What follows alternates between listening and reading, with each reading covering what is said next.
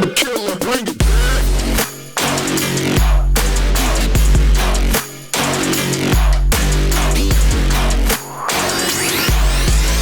Greetings, Earthlings. How you doing? Did you do your taxes yet? Welcome to another episode of Guys We Hugged in the Pants. Anti-bad girl shaming episode. I am Corinne Fisher. I'm Krystyna Hutchinson. Welcome to the show. Yeah. Welcome. Make sure you're following us on social media at Guys We Bleeped without the you in the bleeped out word. You get it. You get it. I'm a philanthropy gal on all the social media, the TikTok, the Instagram, the Twitter. That has Twitter. Days left. Yeah, thank God. Days left. But you were really good at Twitter, so I'm sorry about that. It's it was my favorite. I love that one. I'm so sad. It's really turned around though in the past year or so. It's gone downhill. And you can find me at Krystyna Hutch. And on all the platforms, and Mr. I Hate Hiking over here, but I love carrots. Yeah. You can find me at Mike Coscarelli on whatever social platforms are left. Yeah, if you're a nature girl, don't contact Mike because he hates the outdoors. I sure do. Ain't gonna defend I think you it's from a crazy bear. that people go. That's so funny. And maybe it's like a Jersey thing because when I was younger, I used to be like, who would want to be in the woods and you could be in a mall? But now I feel differently. Yeah. Yeah, I've never not felt differently. Like I said, we were talking off mic about my experience in the Cub Scouts, and we went camping once. Well, you know what it was? I saw my dad and we were like walking on the trail with all the other like dads and sons and stuff like that. Yeah. And there was a dead possum on the trail that had been like fucked up. Like it had its like face fucked up or whatever. Okay. So I'm assuming some animal like got to it or whatever. Yeah. And my dad had to, I think I was in second grade. My dad had to carry me over the the possum because I was so like rattled by it. I don't think I'd ever seen crying? I just was like, were you just like anxious, staring there silently? Visual? Yeah. Of Michael. I just didn't. I had never seen like a dead animal like that really before. Explains so much about who you are as a person, Michael. The dead possum. And carried over it. Yeah, I mean, this. I was. That's an accommodating parent, first of all. My dad is Props very, to Mr. Coscarelli. very accommodating. My dad is. I love my dad, but he. He did accommodate me for it because I just think it was so. We didn't grow up around animals. We grew up in an apartment. Like I didn't grow up in like around forgot dogs you didn't have or a yard or anything. Yeah, see, when I was a kid, we just fucked off into like the forest, like for the day. Like me and a bunch of the other neighborhood kids just like went into the woods and like built castles. And we used to play on Route 1. That was where we played in Jersey. I played on the street, like because I lived on a not trafficy street, so we would just play like street hockey, like Wayne's World style game on. Like in a cul-de-sac, right? Love street hockey. I didn't live in a cul-de-sac, but it was not like a major street, so not a lot of cars turned down it, so you could like get games car does, going. where the kids yells car and you all get out of the way, and it's like a nice little system. And there was a cool hill that you could rollerblade down or sled down depending on the weather. And we had big backyards with like tire swing. You know, I miss childhood. Yeah. I loved playing outside. I had a good like set of neighborhood kids. Yeah, me too. Shout out to Kevin, awesome. Keith, Lindsay. Oh, one of mine was Kevin. Kevin, Katie, Christopher, Steven, Austin. What up? Brian, Jamie. Did you guys play Sorry, Manhunt? my parents didn't like you. We called it hide and seek, but yes. Okay. Oh, Mindy, who follows me on Instagram. She found me on Instagram. She was my neighbor growing up, and she has like a baby now. And I'm like, holy crap. Julie. Just keep thinking, people. Well, such fond memories. So you didn't have neighborhood kids because you're No, we did. No, we did. Definitely. Szymanski. Yeah. No, we were in like we just played in Edison. Like Edison is like this weird in between where it's like it's suburban, but it's also kind of urban. Yeah. It's like not quite fully either. But I mean, like, we were out in the street. My friend Jack had a cul-de-sac that we used to play like manhunt and baseball in and like kickball and stuff like that. And we just used to get into like, not get into trouble, but like, we would just like take the bikes and we would go. Yeah. Like we would like play on the highway, like in the street and stuff. And like, I don't know, it was a wild time to be a kid. I'm sure kids are not allowed to do that now. The type of shit that we used to do. I but guess. Playing outside with your neighbors is just like, that's where it's at. Oh, go calling for your friends. And it was great. Ring a doorbell. Yep. Is Kevin home? Yep. Yes. I totally had to. So there's certain, I was reading about this the other day and I just looked it up to make sure I'm like, how Japanese cities enable toddlers to roam independently. So basically, there's a lot of cities in Japan, I think this is so fucking fascinating, where kids just can go to the store or do something or travel alone because they believe it's a community's responsibility. So any child, if a child's struggling or they need help with something, whoever the nearest adult is goes, hey, buddy, what do you need? And you all take part in raising a kid. And I just there's a reality TV show about this, but they Americanized it so it looks like they're just letting Japanese toddlers on the loose to like run an errand. But yeah, there's a whole reality on Netflix. There's a show about this, and they give the kid a task, and then they got to come back with like a red rope or something. Yeah, and the kid does it. I bet. Yep. Yeah, that's what happens when you feel safe. These Japanese kids smarter than dogs. Yeah. Oh man, because they feel safe and secure. Well, that's the fucking like vibe on Netflix. Yeah. So funny.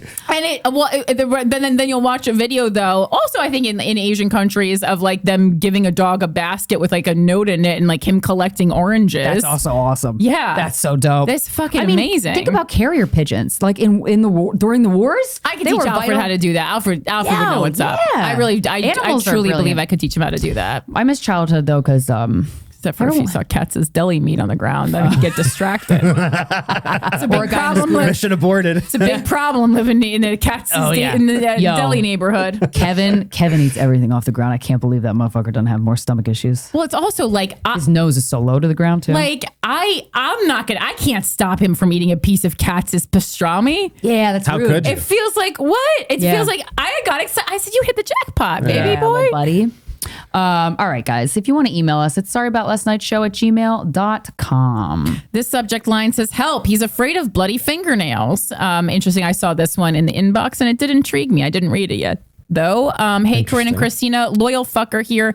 Nice, seeking some advice on an ongoing problem within my 8-year relationship with my fiance, in quotes, Nico.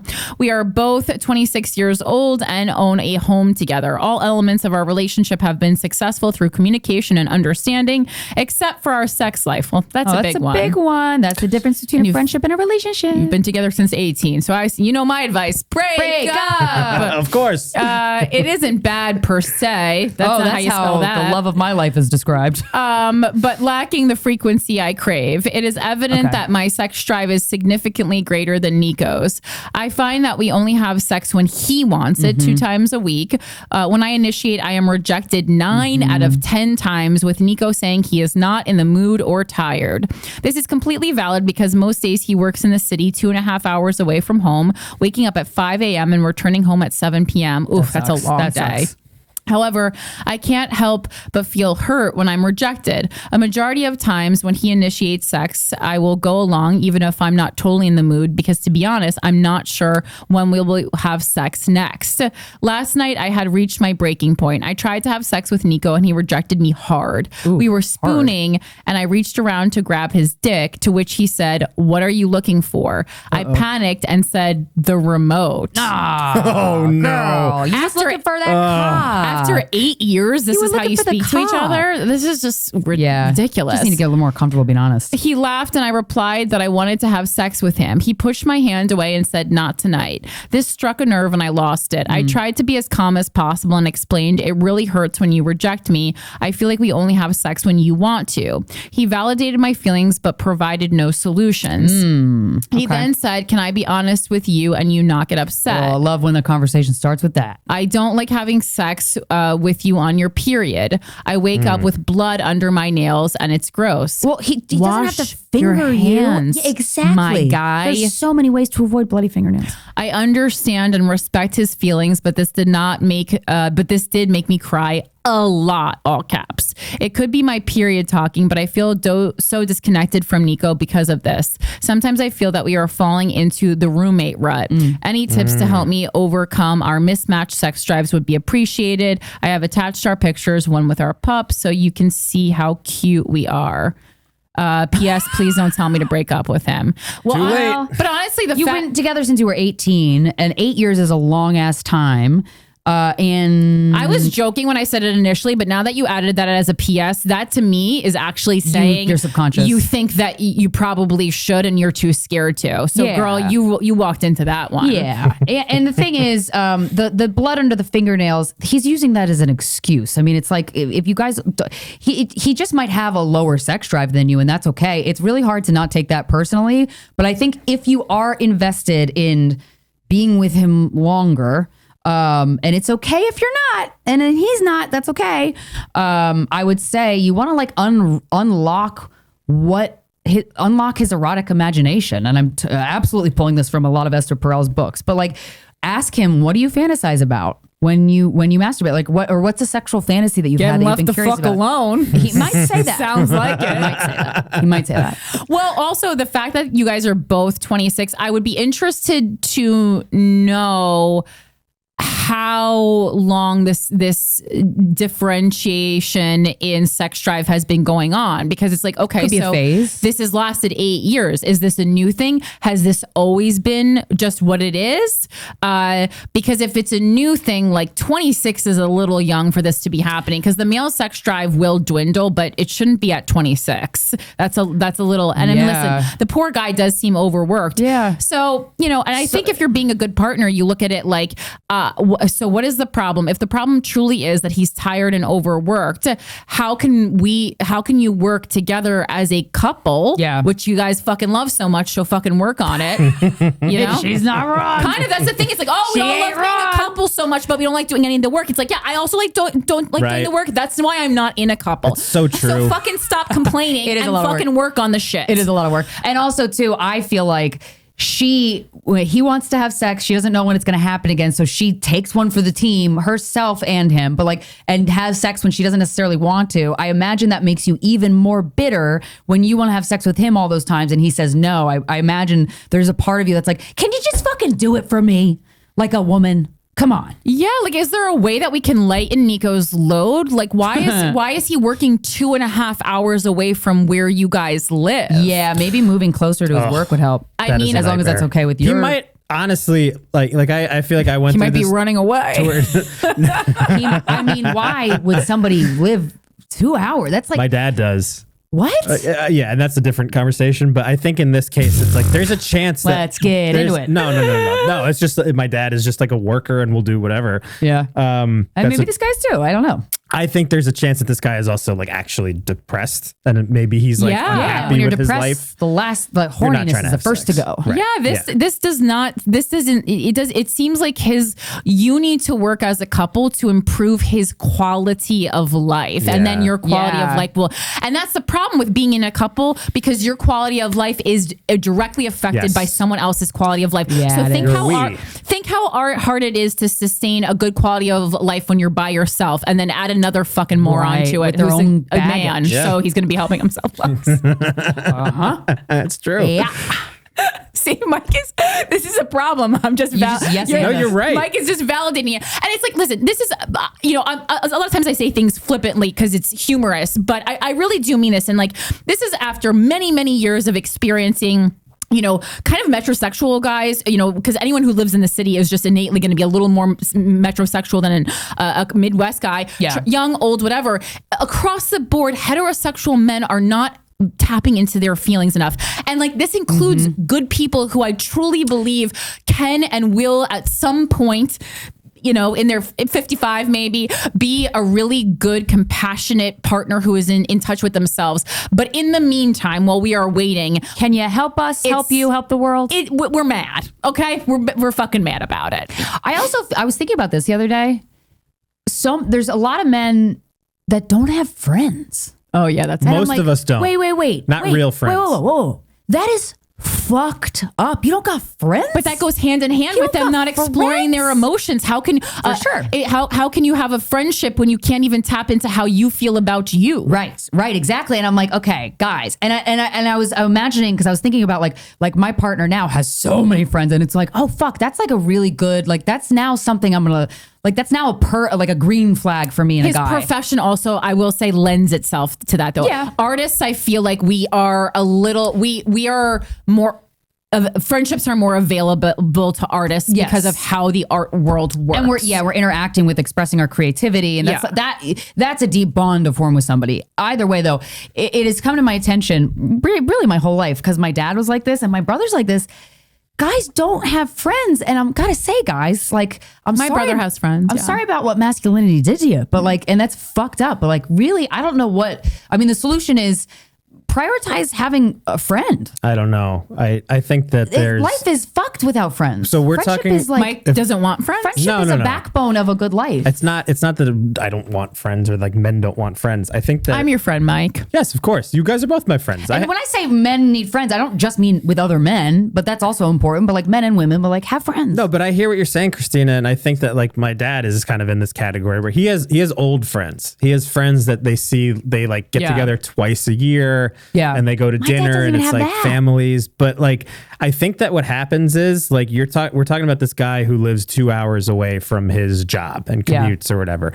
This is so much more common than we expect because we live in the city. Like to me, living 2 hours away from a job is insane. I know so many people that do it that don't live the type of lives that we live.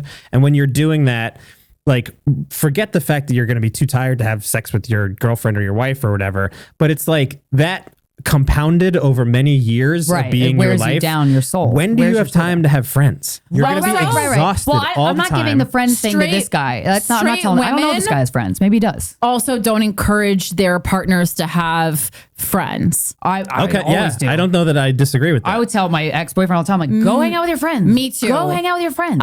Like when I start feeling like I am your main, like I can be your best friend, but if I'm like your only, like you can feel not your that only friend. when I'm your only friend, like you can feel that, and it doesn't. Like I think women think it will feel good. It's suffocating. It does not feel good, and it's also an insecure attachment. It's like why do you want you to be your boyfriend or your husband's only friend because you're worried that he might have fun without you? Right. Oh, that's I fucking terrible. hope so. I fucking hope so. Yeah. I mean, that's fucked up. That's a fucked up bond. Yeah. No, I think that's like super common. I don't know how some tech bro out there listening to this, can you make an app for men to find friends? Like, but don't turn it into like a sex thing. There is. I mean, I actually just watched the episode of Nathan For You where he said like, people say I'm not fun, so I'm going to make a new friend and like measure his serotonin levels through a secret urine test.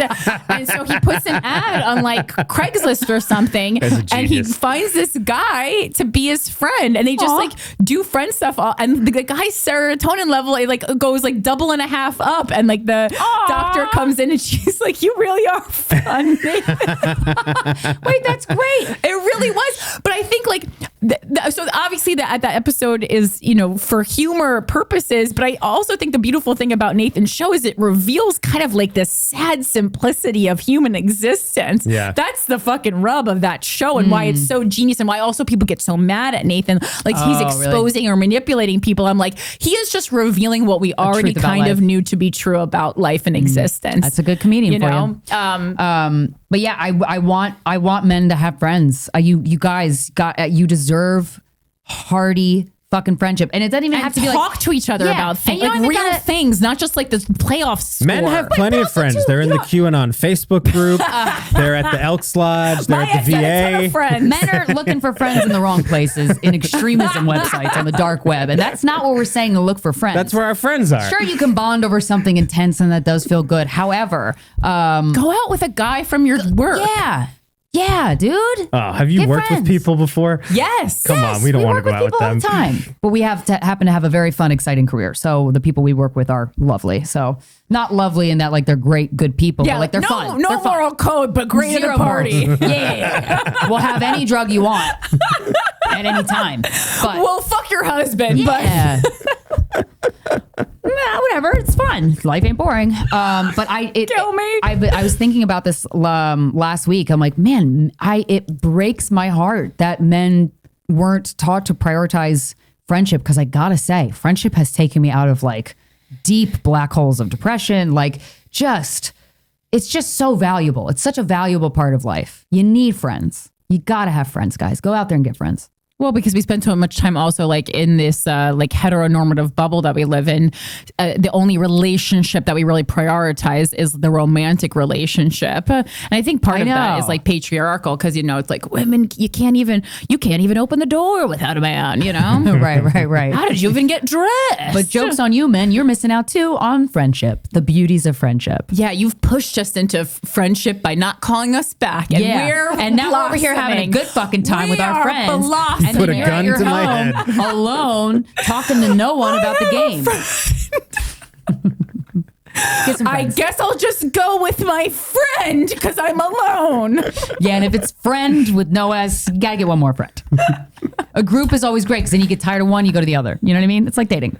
That's the best thing about friendship. It is like it's polyamorous. You don't have to talk to them all the time. Yeah. Oh my God. That's true. Friendship is polyamorous. Very poly. In the best way. I'm poly friendship.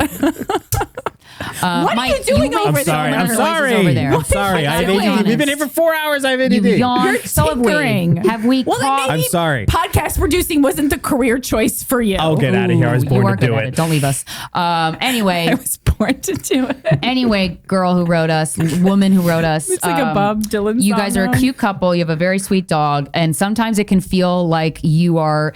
It's a little bit of a mini death to end a relationship that's for 8 years that you've been in since you were 18. I gotta say though, it is worth exploring how you can both work on the sexual life of your relationship 100% and ask him like what turns you on. But also maybe before that, ask him like, hey, are you okay? Yeah, I think this guy wants to kill himself, quite honestly. And I think you need to like help him a little bit. Ask him if he's okay. Ask him, hey, how you feeling? This doesn't seem pleasant. Yeah, he seems depressed. I've been there. Yeah. It sucks. And just think of how like, you know, it's like I've certainly been like grieving or something and then had someone just poking their fucking hard cock at me and it's annoying. A little rude. This is not fun. Not the time. No one likes that. Yeah. So when you're reaching around grabbing for his dick going, whoops, I meant the remote. Ha ha. And he's like, you can't, there's something is underlying that and you got to find out what it is. Yeah. And you also have to be better at communication because you say all your parts of your relationship are great except for your sex drive. Your communication also is lacking. Yeah. Obviously. Come on.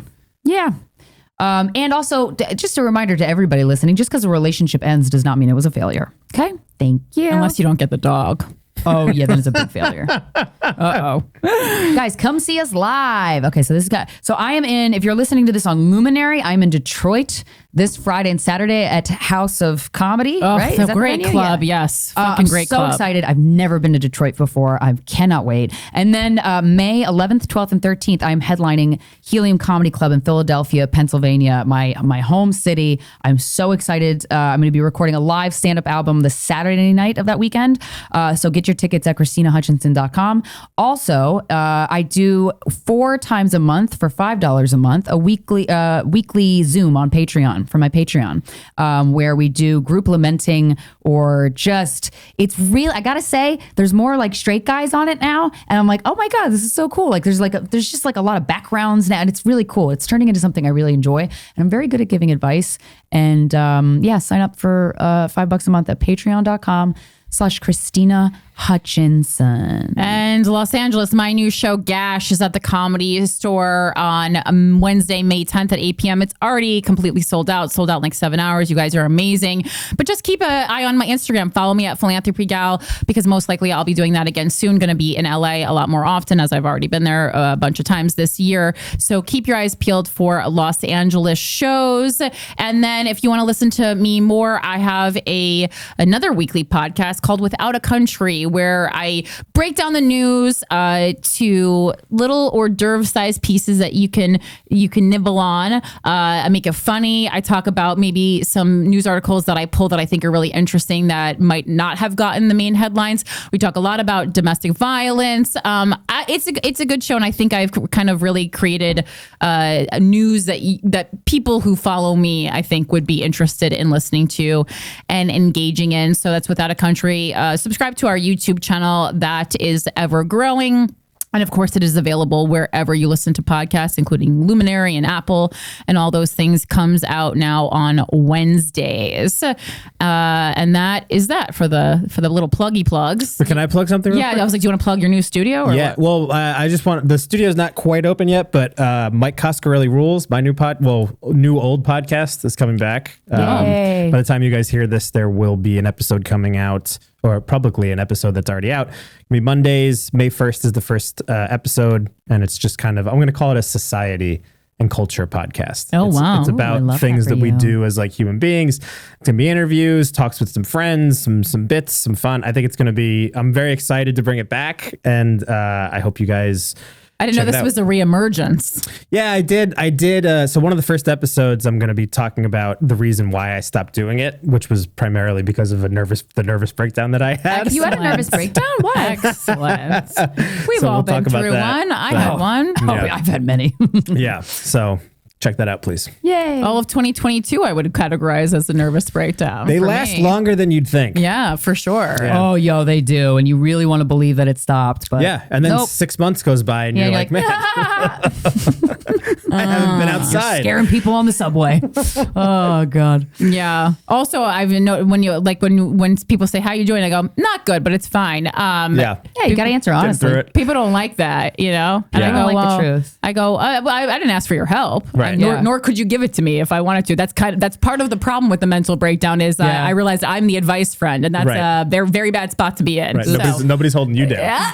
Yeah. What do we do? They ask that question because they don't actually care and they don't want the answer. no, of course, of course, I know It's that. just being polite. I know, but I just kind of want to make them stop asking the question altogether because Yeah. I called their bluff. I knew they didn't mean it. Right. Don't talk to me. That's what I want to do. I don't want to be talked to. Give me the pizza. All right, what's up with you? What's going on? Oh, I had a great morning. Well, you know what? Sometimes it's the little things. yes. Or it's always the little things. No, it is always the little things. That's what will sustain you in life. Yeah. Yeah. I woke up at a decent time. 8 a.m. Good start. 8 a.m. early. Wow. 8:30. Yeah. My boyfriend and I worked out. We worked out like right away in the apartment and did like these cool little ab workouts and stuff.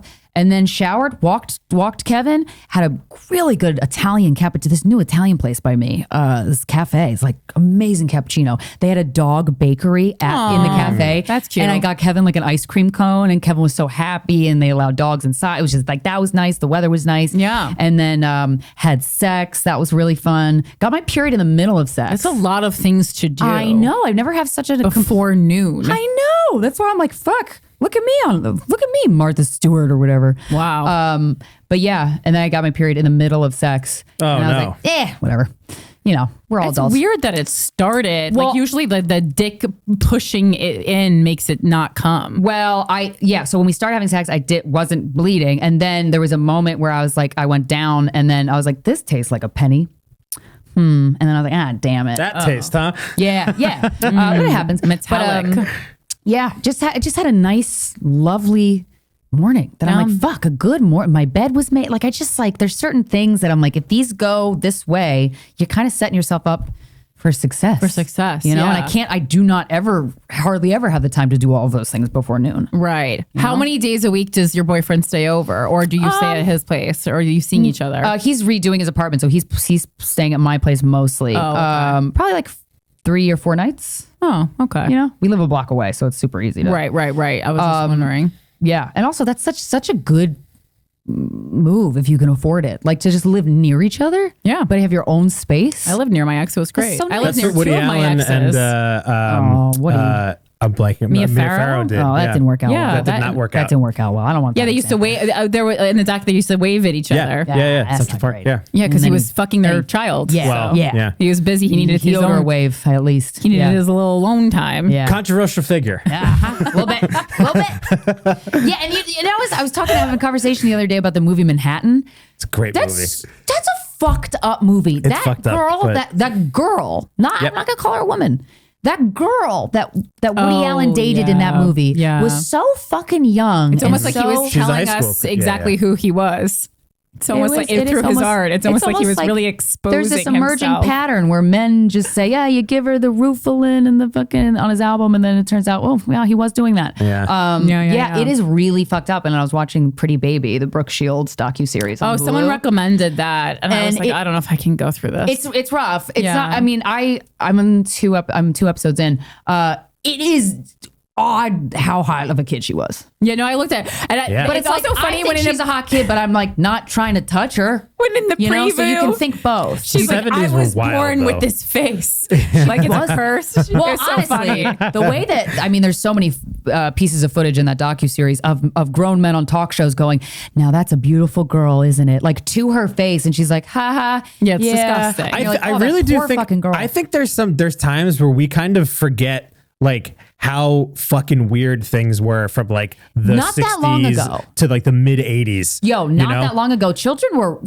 highly sexualized in like the 18th and 19th centuries, even if it was like widely accepted. Well, also now it has been revealed that celebrities have access to fuck whoever, whatever age person they want at any time, and that was already going on, but now we just know about it. Right.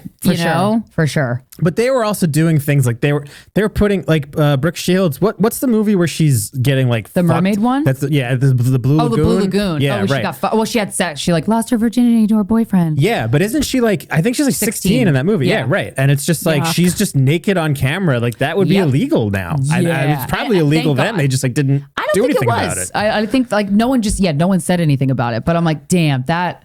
Yeah, there's a lot of fucked up things that we do. I mean, like it also like they had to create a law that you can't just murder an animal for like a scene in a movie. Yes, right. Because they used to do that. Yeah, they used to just be like, for this one, let's actually really murder the cow. Take it again. Get another cow here. Wow. Well, like when you really think about it, like that's so awful. But here's something else though. You know, there's so many things, like it's just a pattern that has occurred since the beginning of humanity, right? Like where as society evolves and develops and we grow intellectually and emotionally and whatever, we say, oh, that thing we used to do, we got to stop doing that because that's actually really fucked up. And then, you know, decades later, we look back and go, I can't believe we used to do that. I wonder what we're doing right now that we're going to look back on in 30 years and go, I can't fucking believe we did that. Letting women in the workplace. That's what I've been saying.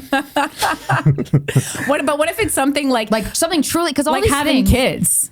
maybe y'all be convincing yourself that it's great, but I don't know, man. You can't go out.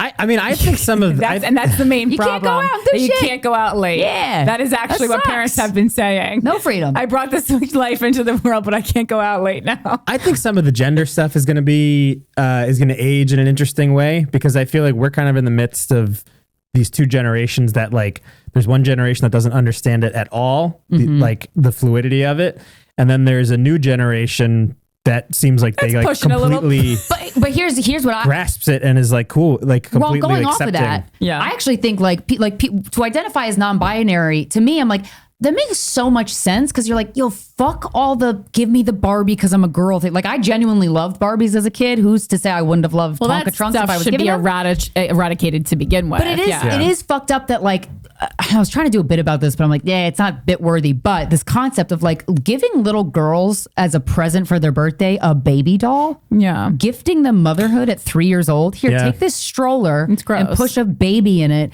for funsies while mommy shops at the grocery store. Like that's I think also like the other toys, like you get like fake makeup. It's like, here, fucking fix look that hotter. pig face. Right.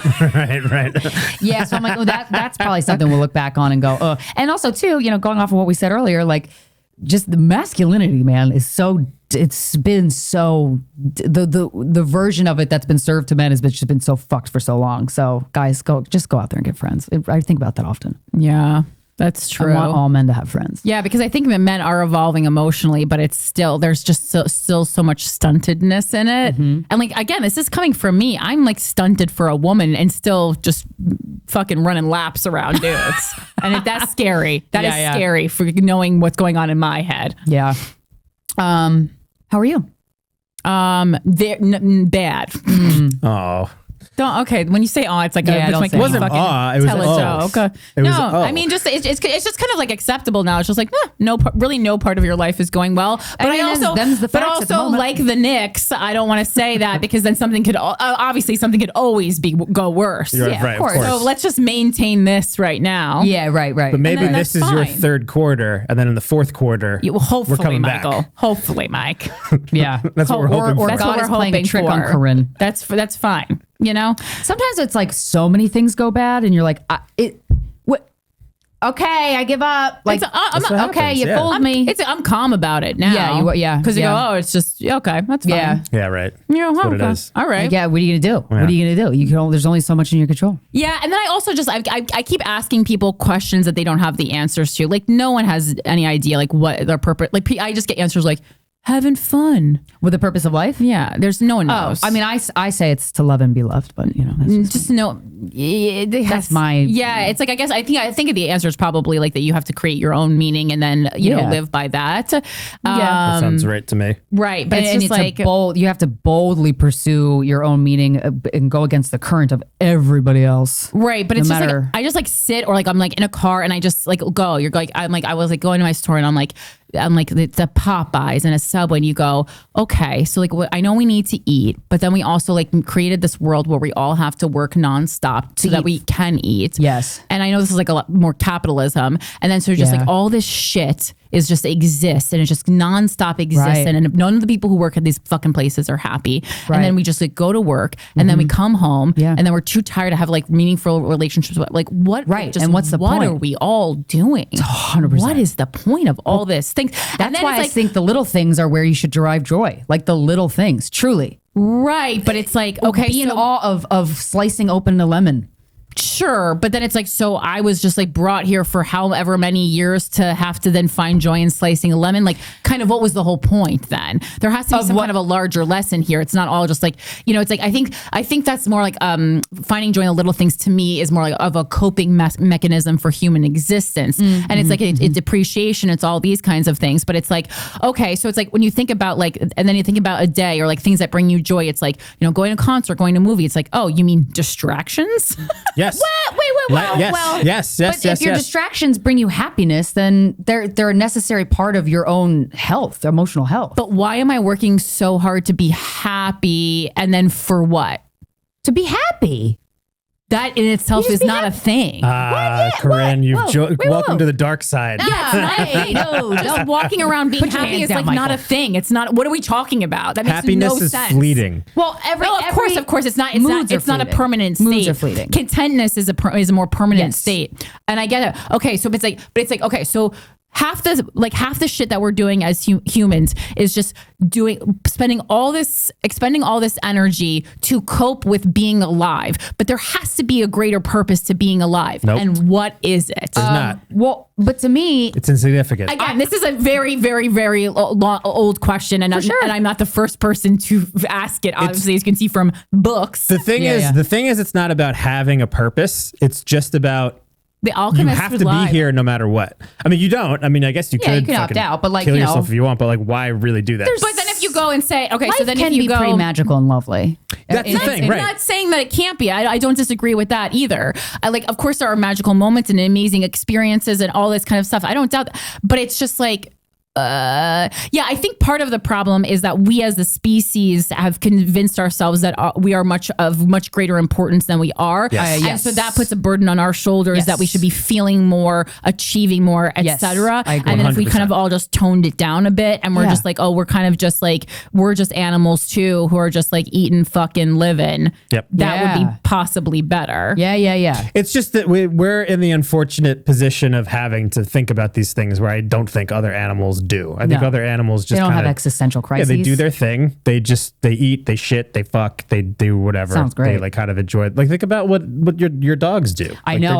I always look at Kevin and I'm like, you know, when I take him places and he just looks around, I'm like, you're not looking for anything. You're not even looking at anything. You're just like, here I am looking at stuff. I think about this like a lot with Nicole, with my sister. Like I just think that like Nicole kind of goes through life and it's like she's had some mental health issues over the last year, which seem to be like kind of sorted out now, which is great. But you know, I think a lot of her life is just kind of like floating along, doing what she feels is fun and like that she's into. Like I can't imagine that. And no one would say her existence is a failure in any way. No, not at all. It's just like, you know, for her, it's like she does her programs. She plays in like her little sports leagues. She does. It's nice. I love how condescending you are. I don't mean it like that. I just mean like she's. Look at Nicole. No, I didn't mean it like that. Ball skits. I just mean that she's like my parents take her to things. She shows up. She hangs out with her friends. Like she goes home. She does like word search books. Like she's just kind of hanging out. Yeah. And like the chances of her having a job are probably slim. Maybe like something in a supermarket or something like that. But there is a beauty because she can be bitchy, which is something that like I've always said. Which I also admire. Yeah, because she's the a human way that being. She's kind of shamelessly mean. Yeah, is admirable in a way. Yeah, hilarious, and she's like herself, and it's very funny. But I do think that there is like I can't imagine that deep down my sister has any real cynicism in her because she's just, and there's something beautiful about that she's kind of just going through life trying to like she's usually pretty friendly to especially new people. She kind of that is the one thing that is kind of like childish about people with Down syndrome often is that they have kind of like when you don't see them in all of their moments, they have like a friendly, warm demeanor. And I think that like if more people kind of didn't let life stress them out in a way, then more people it would be a more fun place to live, and it would be like maybe we wouldn't get so hung up on these questions if everybody was just pleasant all the time.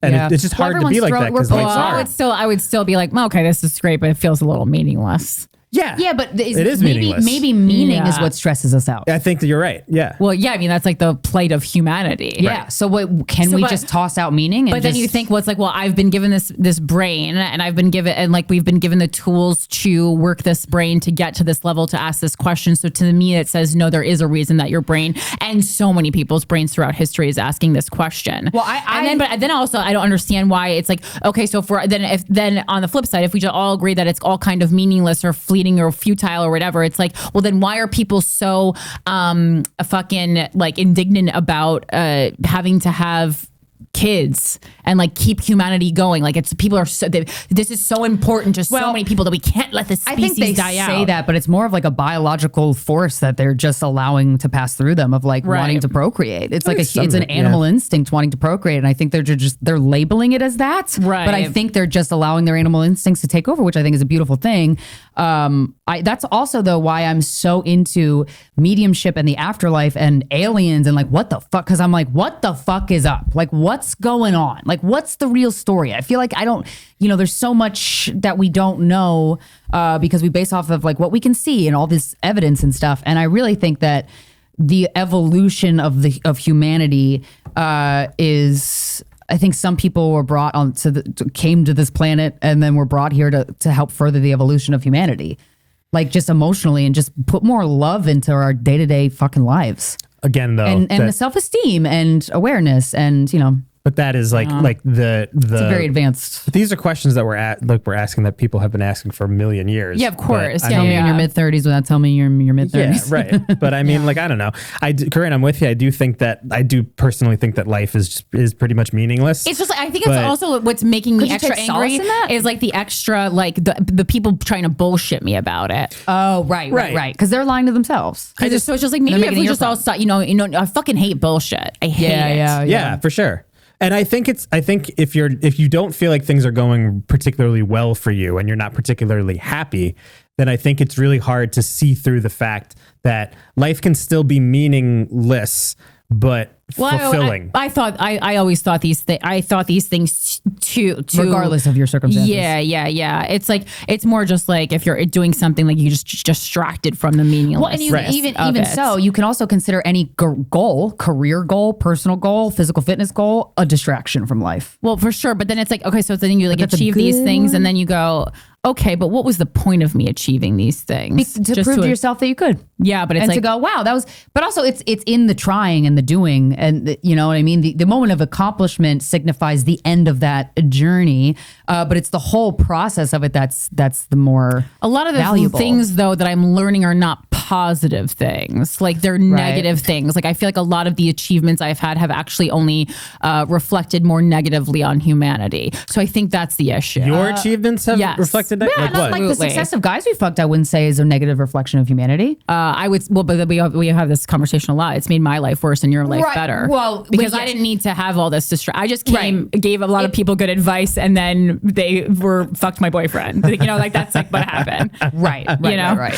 Right, and I it's got hard- money, but money in the but that's big not thing, it, thing you of know? life is not, you Yeah. know, it's nice to have, Consequential but to it's you. not, that's not what I was here to do. Right, and make money. Everybody who started out with no money and then got money, and a lot of them say in like interviews with celebrities, with athletes, all this shit, you realize you're making bank. You have a bank account balance that you've never even in your wildest dreams you didn't think you'd have. It's cool and you're for a still sec. yeah, exactly. And then that wears off in a day, and you go, oh.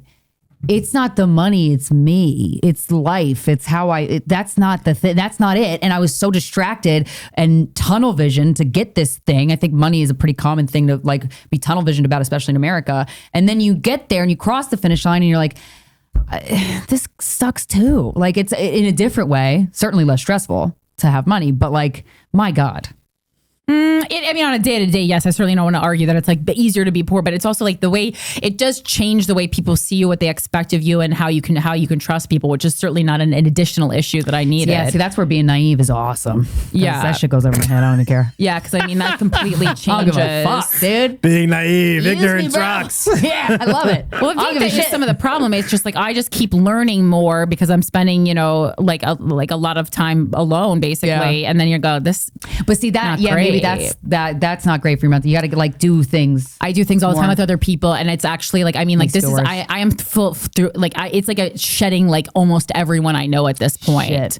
Like Okay. I have to. Like these are bad Yeah. people. Oh, yeah, that bad I, people, that yeah, I'm fuck around. them. Yeah, like yeah. almost like I would say like at this point like 75% of the people that I was hanging out with have to be shed, if not larger. Whoa. Okay, that sucks. That makes fucking sense. blows. That sounds right to me. Right. But it's also like, this is like, you know, when you read about like awakenings or like spiritual, whatever, that is like one of the key, Yes. the You key shed signs people. of it. Yeah. But it's It is. you go, It's a bummer. oh, okay, this isn't great. Yeah.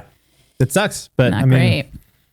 that's what happens, man. Sometimes it's like, So then, but people where you're are the shedding, let me people that ask- I'm supposed to be hanging out with? Where are they? I don't know where they are. We're right in this studio. yeah, I mean, Just like the two there's of you guys. there's us. No offense, but No, I guys, know. you Well, I don't know, but aren't this really isn't this what around enough. Krystyna's been talking about? That it's like I feel like we're talking specifically about men getting older and not having friends, but I just think you start shedding people because you get more Life, man. Life makes you cold. Life gets more complicated, but you're the more. concept is that you shed people because everyone gets too busy and starts families, but that's not the reason I'm shedding people. No, I don't think that that's fully it, though. I think sometimes people shed people because they're in different stages of their life, and it's not the having kids and all that stuff. It's like you start looking at certain people that you've had in your life, and you say like, we don't really vibe on the same level that we used to because Yeah. Well, like a relationship, it can learn who run its you course. are. You get very confident in yourself, and like there were people in my life. This is gonna sound terrible, but there were people in my life that I had to put distance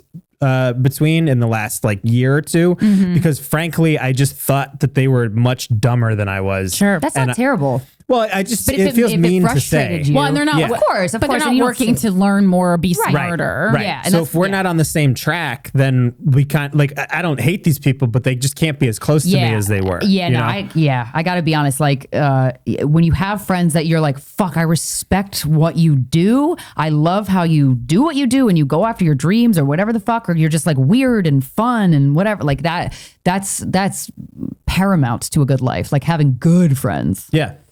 But 75% of the people that you're shedding, did you know? Because you have such a good read on people, Corinne. Like, did you end up in a place where you're like, oh, I'm disappointed I didn't think you were like this? Or was it like, yeah, this ran its course because It's you're like shitty they and we can't serve be their friends? purpose, I guess. Yeah. In my existence. Yeah. Which is like, feels even shitty to say. It's like, I mean, Yeah. you're not just here to serve me personally, but in my space of my life, you are. Yeah. And I also, too, in the context of friendships, it's like, yeah, friends come and go, but they teach you something. So you are correct. Yeah, but the thing is, so that's not another problem. Yeah, we're learning lessons. Every lesson is like why I hate people more. Yeah. That's not a good Yeah. lesson to learn. No. So it's like, why are we Another mask comes off. right? So Yeah. it's like, shouldn't you know, when you think about like your view, shouldn't like you think about life as like a healing process, but it's really just kind of like reinforcing things that I already knew to be true since I was like 6.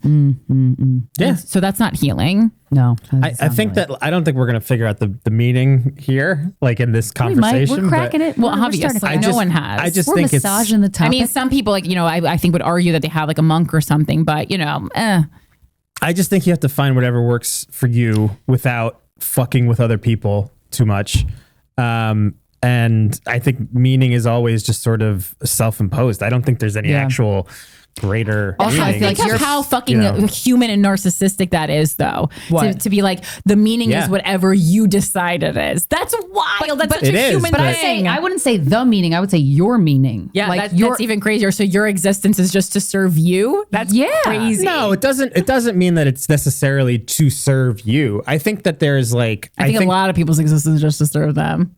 Maybe, and like you could argue capable of serving others. You could argue that contentment comes from that, like contentment by serving others is still like a selfish contentment. You know? Yes, right. Because you're still doing it for you, really. Right, but the thing is, it's like, does that make it bad? Like if you get a good feeling by giving somebody a gift. Like that's still is self-serving, but the other person also benefits. You feel good about it. You feel like, oh, I was a good friend, or I was like, I'm good at giving gifts, and I fucking nailed it. Right. I think so does that make it bad? I think it's okay as long as you recognize like that you are not selfless in that act. Yeah, sure. But it's like, that's the thing is like, is charity work like at its core bad because some people often do it because it makes them feel better about their certain situations? Maybe that's why people who gives a shit under duress like even exist so that it can be like perhaps a cycle. So this is why these are like the universe's kind of like I guess I didn't really expect an answer here today. No, it's an interesting thing to ponder though. It is interesting to ponder. I'm just saying like literally no one has even really given like therapists, friends, all this kind of people, books I've read. I mean, Buddhism is getting the closest basically. Yeah. But like a Pema Chodron book is awesome. Just like no one is. It's just funny to me that like I'm paying people, you're listening to experts or whatever, you're reading books and you go, oh, literally no. And I think it's the bullshit of everyone walking around pretending like they know what they're doing. That is what is irritating me. Because I go, oh, all these people who are making a career out of guiding or whatever, it's like, oh, you have no fucking clue. Because it's like, I'm staying in the lane of what I know. I was like, the advice I give here is sound. I was like, no one's asked me about the purpose of life. Because that would be complete bullshit if I tried to give an answer to that. Yeah, the bullshit. It's very disheartening when you're like, oh God, you're so full of shit. Like, stop being so full of shit. But as when you're a child, I feel like you're your most genuine version of yourself. And then most people start separating little by little from their soul. And that's what happens. And you're walking around with a bunch of people who are kidding themselves. And you're like, I know you didn't start out like this. Just a bunch of people not following their dreams and doing, I don't know. It's like, ugh. Yeah. I don't like being around it. Yeah. And it's interesting because you are in New York City, which is like, if you're going to go somewhere where you're going to be around like, I like it here better than everywhere else. Right. For sure. Yeah. But it is still here. But yeah, it's here less, I would say, than other places. Yeah. Guys, our guest. I'm not even going to try to be like, who thought so fucking cool. We're so excited to have her on. This is the second time that she's been on Guys We Fcked. Great guest. Oh my God, so amazing. She's a New York City-based stand-up comedian. She's hosted the podcast We're Having Gay Sex. And her new special, live in Chicago, is available to watch on YouTube. You just got to put her name in YouTube and you'll find it, okay? Ladies and gentlemen, please welcome to the show, Ashley Gavin. With stand-up comedian Ashley Gavin and the host of We're Having Gay Sex podcast. Yeah. Hell yeah. Thank you so much for having me. Yeah. Thanks for being here. Let's get into it. Let's talk about, where do you want to start? Gay sex? It's always good to start with gay sex because really it's all downhill after that. cover the good stuff first. And then we can get into heterosexuality and kind of fizzle out. We don't even need to. We cover that every week. I feel like we cover it every moment of my existence. It's done. Yeah. But you were saying on the pod that you on my pod that you were thinking about. You're dating totally straight, Corinne. Yeah, you really don't have anything. I let a woman finger me and it felt I felt nothing. I just like the camaraderie of like, you get it. Like you were automatically. There is a lot of camaraderie in the lesbian space. Yeah, and I love that shit. It is kind of nice. This is going to sound really heterophobic of me, But I don't know how a man and a woman could love each other as much as they can. Two I literally women do a bit and about two this. men because I know. like we have a shared experience, or like two trans people. Like two trans people have to love each other more than anyone on the planet because they've been through something so unique. They've been through something so unique, such bullshit, so much phobia. That their love has to be the strongest love on the planet. Now do it for race. And that is why black love is stronger than white love. But I kind of believe, honestly, I sort of believe that. Oh, absolutely. Yeah. I mean, anytime somebody goes through something like struggle, and they're bullied by society in the fucking world because of something. And that is why black trans love. Yes. Black trans Jewish love is the strongest love. It might be. It might be. No, I do a bit about that. I'm like, men and women were raised to be polar opposite people. And I truly think it's a miracle that straight couples literally genuinely love each other. I know. And it sounds. Because I get bitter, man. Like I get bitter when I'm like, you don't have to fucking worry about that. Or like, you don't think about that. Like, what the fuck is your problem? And it's like, oh, it's a guy. That's straight men do lack empathy for 100%. women. Yeah. Yes. Oh yeah. And actually, and that's you know a huge thing. Gay men do too. I'm actually sometimes I leave gay men out like they are not guilty, but they're pretty fucking guilty. It's just too. guilty in a different way because they're not offending you like person to person. Right. I love my gay guy friends, but like my best friend is a gay guy and he just doesn't know anything about he asked me how far inside the vagina a clip was. This is like 2 years ago that he asked me this. Is this a Gold Star gay? Yeah. I hope so. He just like, he has no fucking idea. And I love him so much, but he's still such a dude. Like we went on tour together. I'm not going to say his name because I'm just trashing him. I know who it is. I saw an Instagram post he made about your special. He's such a talented comedian, but like, man, like that's really funny. The toilet seat is up. There is pee everywhere. Yeah. There is trash that I'm cleaning up in front of him and he's not saying thank you. I mean, it's like, it's almost impossible to wrap your head around. Like, why would you pee on the toilet seat or the toilet bowl and not clean it up? But like, I know you don't do that out of malice. No, but exactly. What the fuck is your problem? Like, what? And anyway, I love you so much. You are my best friend. But like, we're just living two totally different existences. Yeah. And so having that common ground with like, you're a woman, I'm a woman, like you're already bonded. You're already bonded. You're already bonded, but then you get the flip side of it, which is like you get the extra drama because you're both in a bad mood due to like systemic oppression. Or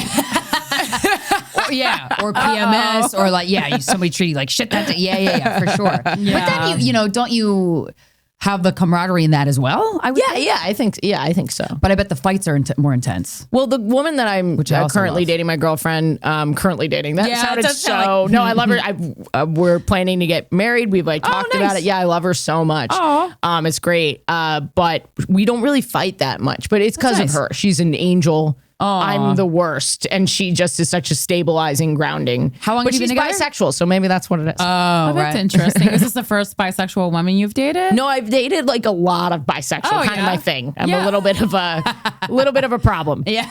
Why is that a problem in the community? It's not. I don't know. I was like, who knows what's going on? Okay. Do you run into hurdles with that? Like ever of like, do you miss my first one would be like, do you worry that they would miss dick? Not real. Well, we're in an open relationship, so so then fuck it. Yeah, that's but a real also, freedom. That feels not common in the lesbian because like gay men. Yeah, it's starting all open. It's starting to happen. Yeah, it's new, but I think in the past. The pandemic just like it opened up so many things for so many people. Nice. I've been seeing a lot more open relationships in the lesbian world. Wow. Especially in like New York and LA. Wait, how is it taking the lesbian community by storm? Because I feel like, all the jokes that you hear about lesbians are like moving into some too committed, like very possessive. So it feels like it would be kind of like send ripples through. I think it's good. I think it's gonna be good for lesbians. I don't know. We're in the middle of it. Yes, fascinating. But I'm starting to see it. Have you ever been in an open relationship before? No, it's my first one. I was such a stereotype, dude. Like I was such a U-hauler. Yeah. If you guys don't know about U-hauling, just go on a TikTok, search lesbian U-haul. You'll get some good videos. But yeah, I never thought that would, and we didn't really do it on purpose. We dated for a year in the pandemic. Okay. And we broke up, not because anything was wrong in the relationship, but we had a little bit of an age gap.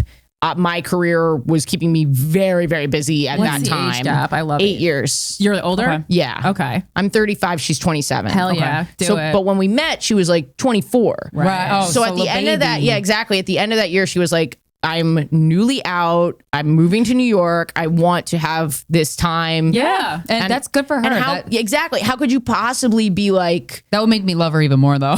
I'm like, no, come on, come back here. Well, I was like, I've never had like a drama-free breakup. Like I'd never had someone that I loved so much and was just like, I want you to be so happy. So like, go do your thing. Yeah. But then after a year and a half, we started seeing each other again. I was like, I can't really get back into this if it's going to be like it was before where you're not sure. Right. So I said that to her and she was like, I think I do want to be with you for a lot, as my life partner, but like not quite there yet. So I was like, look, I can't have my heart. I can't do this twice. So let's just make a huge mistake and hook up and see if we can keep each other's at arm's length.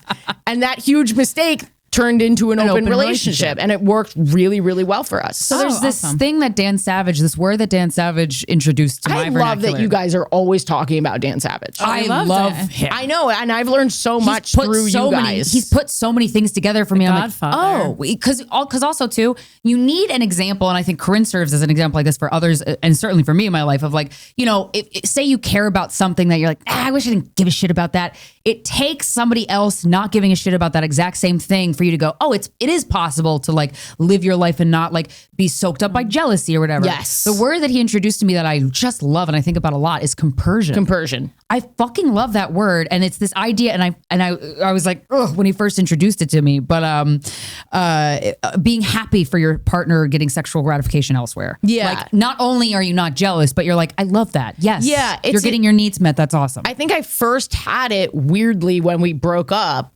because I was like I'm actually, when I saw her life growing and blossoming and her becoming a more confident person from all the things she was doing, she was in school and like she went to acting school and like all this stuff was happening for her. I was like, oh, I'm really glad that we broke up. Like she's obviously like doing it, like becoming the person she's destined to be. And like that made me really happy. And while I don't love to hear about the nitty gritty details, we don't do that. We don't have that level of conversion. Like I'm happy. I call it a truly bisexual day if we have sex in like the morning and then I go away and I know she hooks up with some guy in the evening. I'm like, congratulations on your truly bisexual day. That's so funny. That's so sweet. Yeah, like, that I feel the conversion. Like I'm like, oh, she's happy. She's feeling free. Yeah. I like that she can feel free. Yeah, I feel like people put a lot of weight on cheating and like the possibility of partners being interested in other people sexually. But it's like, if you really take a step back, that's a natural, normal thing. Like being sexually interested in others is okay.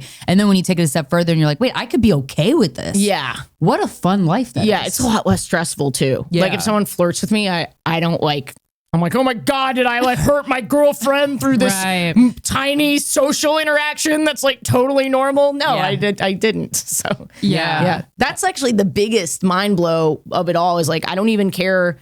It's just hooking up. No dating, no feelings. Yeah, because you make your own rules. Right. So those are your rules. I love that you set the rule, no feelings, but like you really, you don't have control over that. Yes, you don't have control over it, but that's the issue. And I'd like to hope that if you catch feelings, you back out. That's exactly what it is. It's like, you can't know who you're going to have to start having a crush on, but you know how to like do this so it doesn't turn into something. I think that's where I know she has crushes on the people that she's hooking up with. It'd be weird if she didn't. If it was like robotic. So, but you know what I mean? Like no development of a romantic. Don't water a seed of romance with these people. Exactly. Be responsible with it. Exactly. So, but the part that I've been enjoying the most, am I doing too much talking? No. Okay, you're the guest. Thank you. I appreciate it. The part that I love the most is that women can flirt with me like after shows and stuff.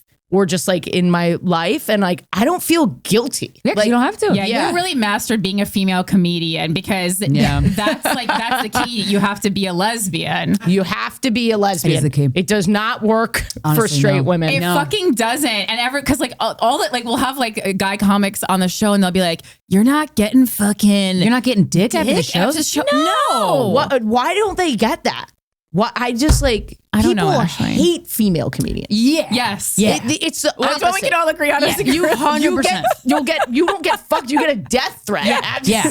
You are so funny. I hate you. I've never gotten a date from doing comedy other than from other male comedians, but I have gotten an armed guard. That was necessary because I had a death threat. They hate it, but men don't do that to me as much because I'm not seen as a threat. Yeah. Even though I'm way more of a threat. Yeah, Like, you let him know. Let him know. Like, I date the same women fucking your they're girlfriend, dating. buddy. Yes. But for you guys, because you threaten for them to be attracted to you, which they are, we have to appear a week. it undermines their alpha status I for you can't to hold be. the mic. Yeah. Yeah. Yeah. It's what we crazy. It's so wild. bad. It's wild. Are you when you get married? Have you had a conversation about like continuing this open relationship for the duration of the relationship? We were talking about closing it for marriage, but we've also talked about bit. like keeping it open too. I don't think we've made a decision. Interesting. Okay. I like kind of don't want to fuck with like if it's working, I don't want to fuck with it. Also, too, relationships ebb and flow of any kind, but especially romantic. Like some days you're like in tune with each other and you're like, fuck, and then other days you're like,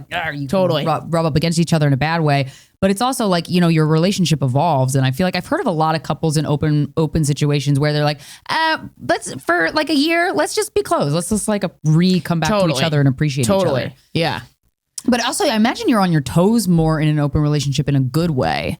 If you genuinely like that it's open, like, because it's like, oh, I'm not. It could you fix take one up. up. You kind of want to be your best self. I haven't thought about it that way, but thank you for introducing the paranoia. I will. You're so welcome. I'm going to step it up and make sure the dates are extra romantic. Yeah. We actually wanted to just talk to you about this. So I think for her, the way that I understand her hookups, for her, it's like very much, I think, a feeling of freedom and like youth. That like she can go out and have like a crazy night and have a sloppy hookup with someone. Yeah. Whereas for me, I think it's just more about my schedule and like being on the road and stuff like that. Enjoying fame? Yeah.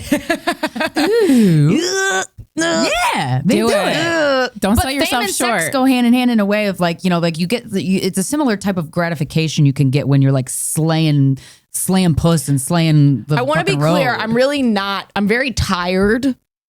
So like I don't do it a lot, but when it happens, it's very nice. I'm more tired than Nana. I am famous. I think we can kind of all agree on that Because when you're across the board. on the road, you're just exhausted. People always think like we're having these crazy nights, and I go, I'm literally going back to my hotel room to watch Impractical Jokers. Yeah, exactly. When Corinne and I did the road together, which we haven't in a while, like we'll go out, like one of the nights we'll go out. Force ourselves. It is fun. It is fun. But I go out on the road a lot by myself lately, and I'm like, no, I go to bed at 11:30 p.m. the second I get in the hotel room. Back, and you're so tired. Yeah. It takes so much out of you. I was at Moon Tower and I hooked up with someone, and I literally hooked up with someone because I was like, my special came out, so I was working. I mean, like literally, this was Razor. I don't know why I decided such a hard deadline. But I was like, I have to hit this deadline. I have to hit it. So I was up giving notes till like 4 a.m. And then on Thursday night, I met someone and I was just like, you can't stay up till 4 a.m. doing notes again. You cannot do that. You have to have like a real life experience. So I like hooked up with someone just to like drag myself, be productive in a different way. I hope this person hears this. So what? She was so cool. Yeah. She was really cool. I was surprised how cool she was. Nice. Yeah, I feel like when you're a lesbian, you have a higher chance of having hookups that are cool than when you're a straight gal. Oh yeah, I'm sure. Man. I'm sure also your physical safety. That most just importantly. Emotional safety too. Emotional safety for sure.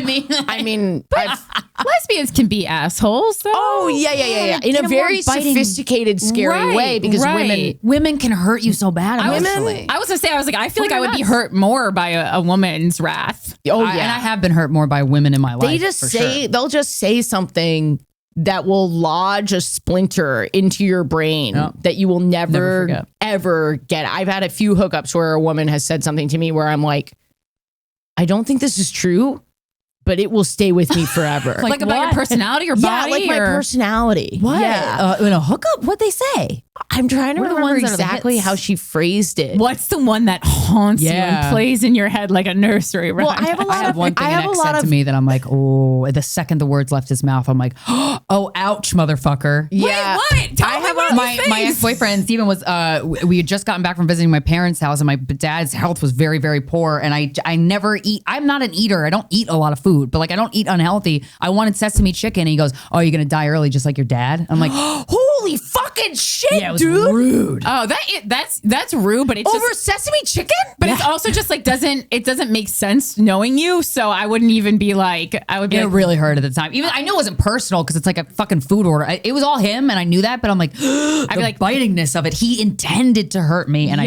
felt that. Like, what was the point of that? Also, just a cunt. Yeah. It's sesame chicken. It's not the worst thing you could. Yeah. Also, yeah, that's not. It doesn't even make sense. For I love sesame you're just chicken. like your father shit. Like, you know, Yeah. like those, your Well, that's romantic where mine partner comes from, too. knows your vulnerable points. Right. I was dating a poly girl for a little while, and it was like she was like truly poly. She was like in love with multiple people. Wow. Yeah. Who has And the time? It was. I don't know how anyone has time for that. That's like It's her so profession was being in rare. love. Yeah. Which fucking awesome. I don't think I know.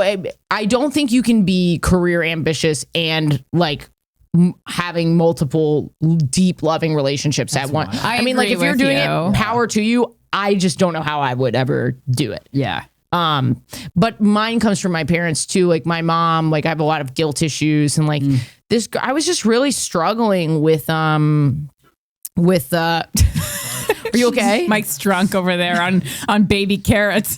Are you eating baby carrots? He started working out yeah, there they are. with a professional trainer, so now Yeah. he's eating better. I was thinking about getting a trainer. Well, he has one day under his belt. And he's been talking about it It's the only thing he talks about. hours. And how he hates hiking. Personal trainer is the shit. I do love it. Because it must be very helpful. Yeah. And motivating. You have to makes keep you the do appointment. You Yeah. paid for it. Exactly. But wait, so you're guilt with your mom. I have guilt, and I'm always worried people are gonna think I'm like mean or angry or that I'm gonna hurt someone. Like I have really bad guilt issues. And when I started dating this poly girl, to be honest, it was just too much too fast for me to hear. I couldn't have. It was just like so much. Whereas my open relationship feels like the right level for me. Pacing and stuff. Yeah. And we were trying to talk through it, and this relationship, classically lesbian, just like went way too fast. Yada yada yada.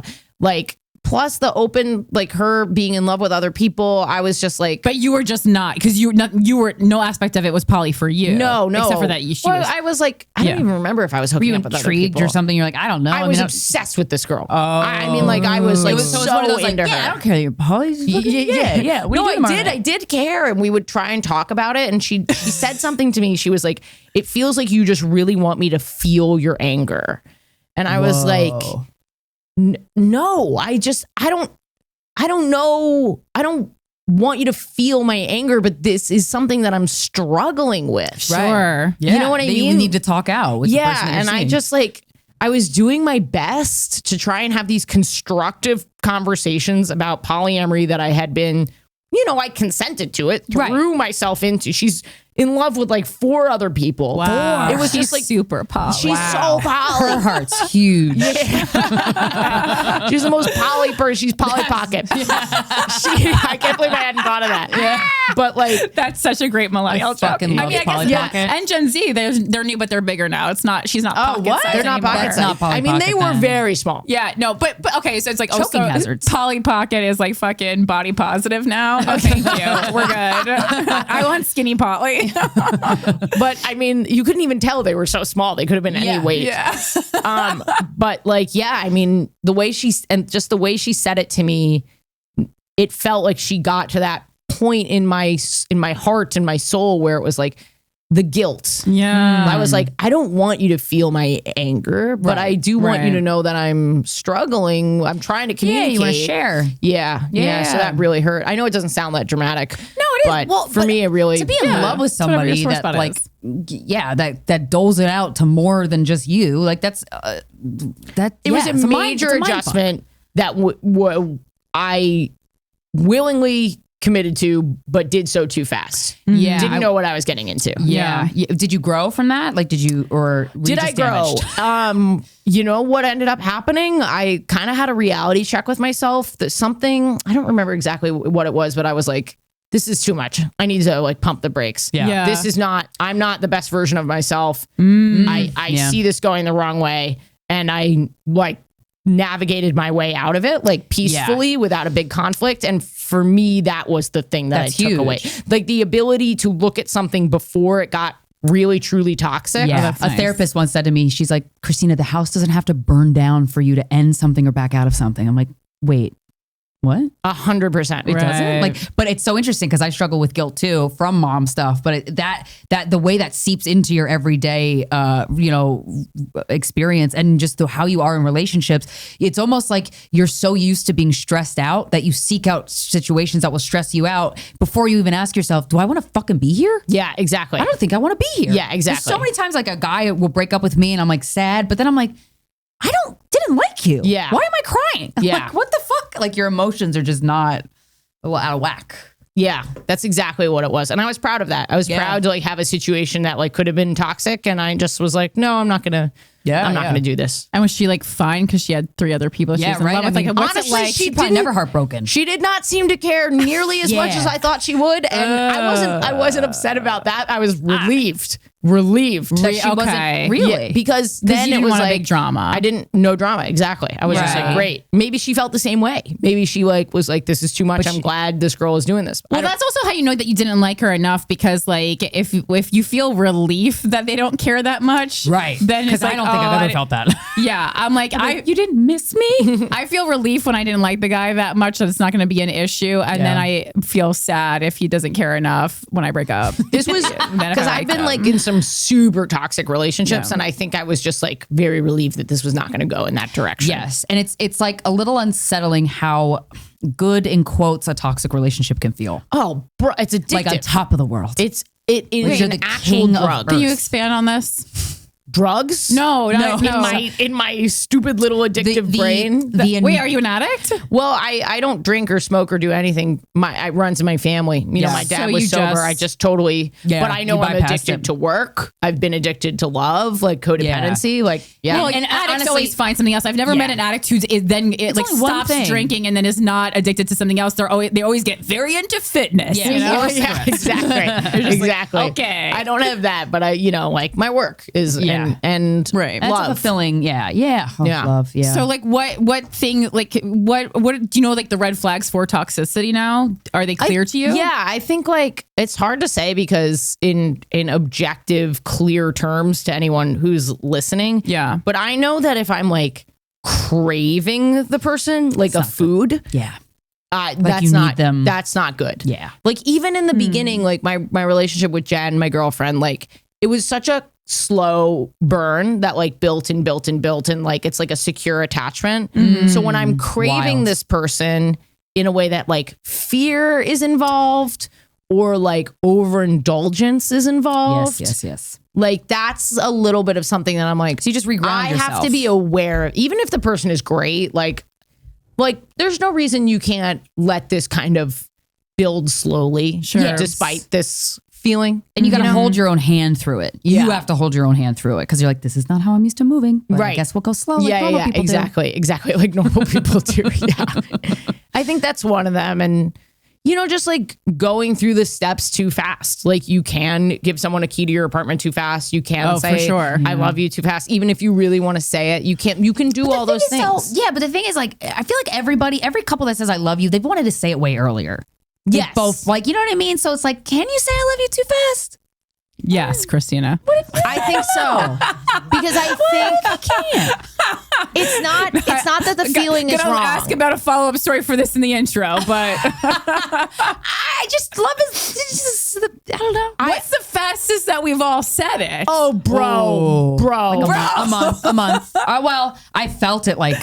Well, yeah, honestly, like a month, 3 weeks. When I met Steven, I was so overtaken. I was with him for 7 years, but something in me, I was like, you're going to be with this motherfucker for a while. Well, I just you were loved right. him. And I was, but like, we said I loved you. Yeah, we said I loved you in like less than a month.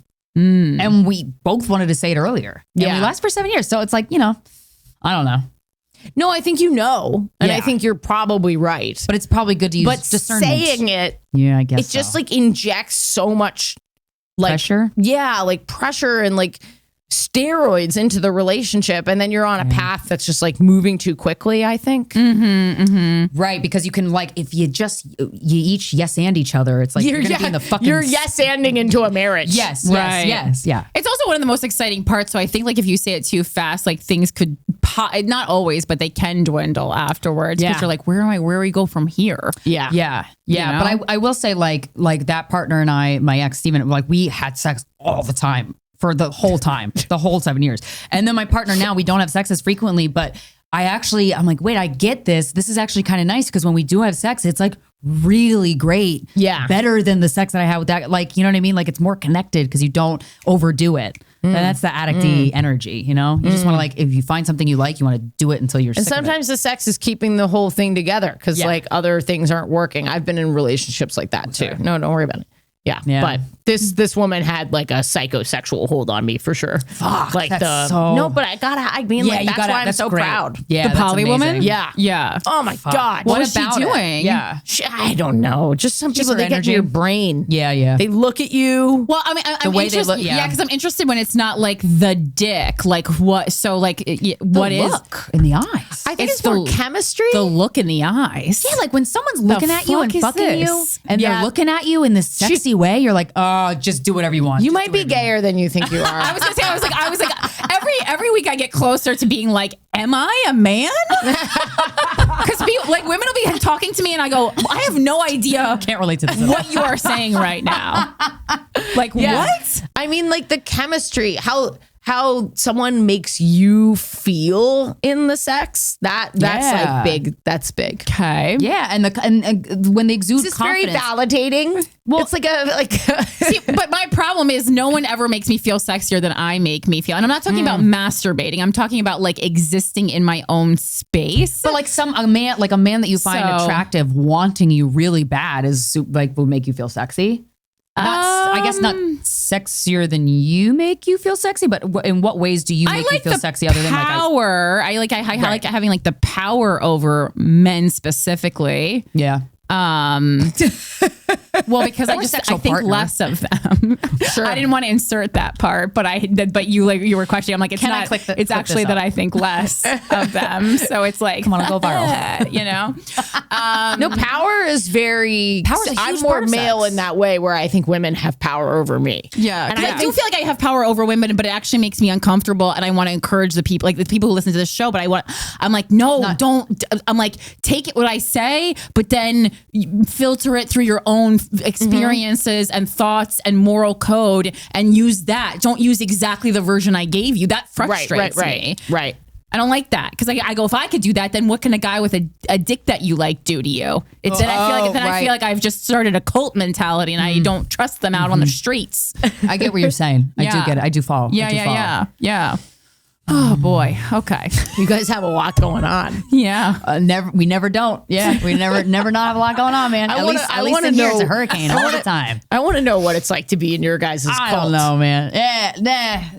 I mean, we're the only members, the two of us. Yeah. It's mainly us. It's mainly us. You get overtaken sexually by women. Yeah. Yeah.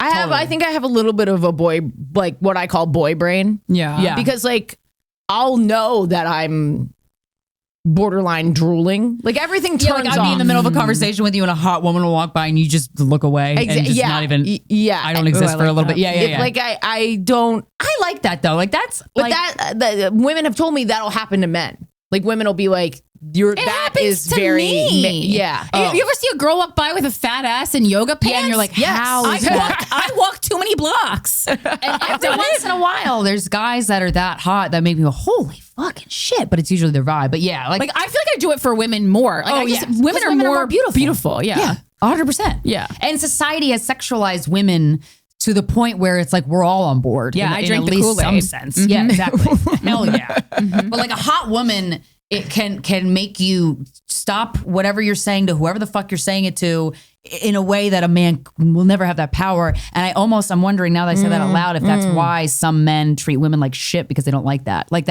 kind of guy. Oh, that's very you know interesting. What I mean? Like the kind of guy that hates female comics. That's very interesting because they're so hot. No, but I gotta say, the power of female sexuality. But when a female comic who thought about it that way is also attractive, that's where you run into these like, I don't get what you make me feel, so fuck you kind of thing. Totally. Yeah. Because it is this thing of like, I think we're all used to women being sexualized or whatever your sexuality is. And it's like sometimes when a woman is super fucking hot and she has like a skill that's really impressive, I'm like, wait, what? Like, you can, what? You're either like, hot or you're good at stuff. Exactly. Like you can't. Right. I think that for anybody, male, female, whatever.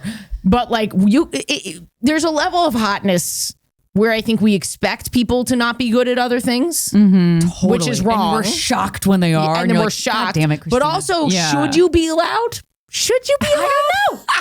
Should you be allowed to be that hot and a physicist? Honestly, no. Yeah, it feels rude. Yeah. There's so many times where feels I just very capitalist. Internally, I had to check my own sexism with like women that I'm like, she's like a fucking 10. She doesn't do shit. And totally. She's literally a doctor. Well, I'm a piece of shit. There's this new commercial that I just saw yesterday, and it's like it's for like an app where you can like pick a doctor out based on their skill set and like, it's like based on their looks and like question and how close they are to you and stuff. And like the woman's swiping through the doctors, and for one of them, it's like this like hot blonde chick, and then she goes too good looking to be good, and I can't even believe that someone cleared that. They let that go in. Yes. But I gotta say, up. I thought it. It's one thing to have it be your internal bias, and then for you to say to yourself, Ashley, don't be mean to the hot doctor. She could be a very good doctor. You don't know. Yeah. To let it go to go through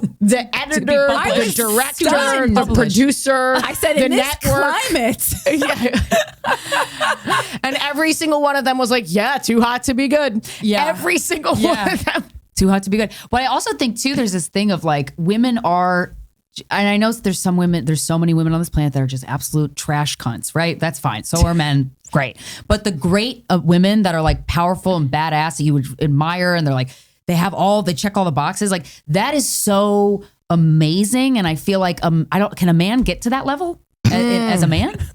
I don't know. No, I don't think. And I think men know that. I think by definition. But I don't mean that in a smart ass way. Like I don't mean that in a rude way. I'm genuinely. I'm like, I think do men? Yeah, I think they can. They're not asked to, so that's why. Why would you do more work? Exactly. So it's sort of like it is a woman's burden because a woman is expected to do it all. Because they've been loaded with all of the tasks that men don't want to do. Right. So like only a woman can like do it all. Yeah. Yeah, we run the fry station of life. That's us. So sad. To glorify it. Yeah. Yeah. Well, and that's why childbirth, motherhood, the fry station. Yes, pumping out the babies, bitch. Yeah. That's why like this I might be gayer than I think I am too, because I'm like, you also have gay vibe. Oh, do I? Yeah. What's a gay vibe? You don't have it at all. That's so funny. Really?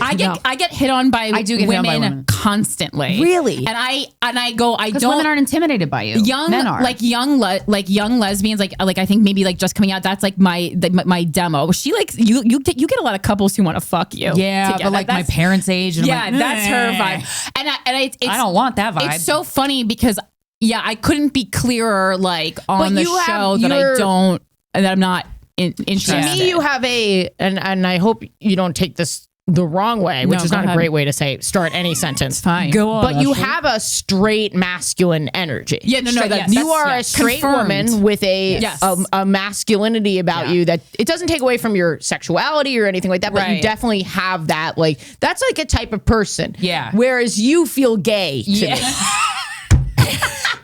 So it's interesting because I think people misread the masculinity as butch. Yes. Right. But so what Hannah Berner is the same, it feels the same. I'm trying to think if there's other women. Boyish energy too, like a boyishness. Yeah. Hannah feels like a bro. I thought that's like the sport because she played sports professionally. No, I think it's. No, it's like a.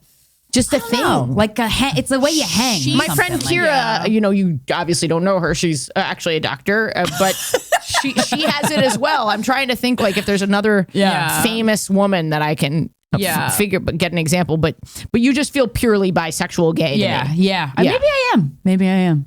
I wish you'd figure it out. I check in with you yearly, and you and you still have not have the needle has not really moved. That's so funny. Yeah, I guess I'm a. Well, you know what I was saying earlier about like the guilt thing, and I'm like, oh, do you historically chase situations that make you feel uncomfortable, stressed out, and you're like, I don't really want to be in this. I feel like I've often wondered to myself, do I exclusively go after men for that exact reason? I think like because what? Because it's stressful and I don't understand them and they don't understand me. And it's like, I really do think it's a miracle that men and women can be in love with each other. It's fucking wild. Actually, I think we're moving towards a point where people have realized how unnatural, like everyone calls being gay unnatural, but really It's being so straight natural. is like also pretty unnatural. Like it's all the whole thing. Yeah. It's all Societal unnatural based, in too. some It's all like, because I really do think at our core we're so similar to each other, but the way you get treated the way the world treats you throughout your life affects you so greatly. Of course. And like men and women just don't experience the same treatment. Yeah, I think if we were all raised in a vacuum, a lot of that would be eliminated. Yeah. I actually think women would just be bigger dicks if we were raised in a vacuum. Yeah. I agree. I don't think that men will become. My idea of true feminism is that women just treat men as trash as men treat. You know what I'm saying? Yeah. Oh, we say all the time, like our definition of feminism is women can be pieces of shit too. Like, Yeah. we're just as capable Because of being we've been awful. raised to be so thoughtful of other people's experiences. And it's Yeah. like a lot of energy to try and get men to that level. Instead, we should just make everyone not thoughtful at all. Right. I think there are kind of like That's a great plan. Ashley for mayor. I think there's like forms of feminism that have attempted that though, but then I think there's still too many women who like are more than willing to nurture and coddle men. Yeah. And so that it's not even close to 50-50 on the split. Yeah. Yeah.